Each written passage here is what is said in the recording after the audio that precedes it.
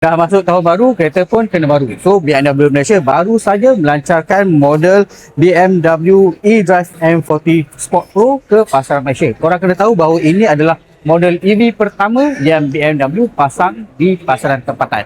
Apa yang menarik pasal model ini, ia datang dengan package M Sport Pro. Dia ada banyak kemasan berwarna hitam berkilat, terutama dekat bahagian grill dan dekat bahagian bawah tu. Tengok daripada jauh, memang sangat sporty. Sport sedan elektrik ini menggunakan rim bersaiz 20 inci, tayar Pirelli lengkap dengan kaliper berwarna biru.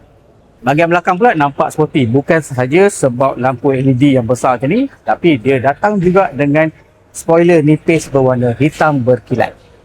Kereta ini menggunakan pacuan roda belakang. Dia punya motor elektrik mampu menjana kuasa mencecah 340 HP dan 430 Nm of torque. 0 hingga 100 km mampu dicapai dalam masa hanya 6 saat.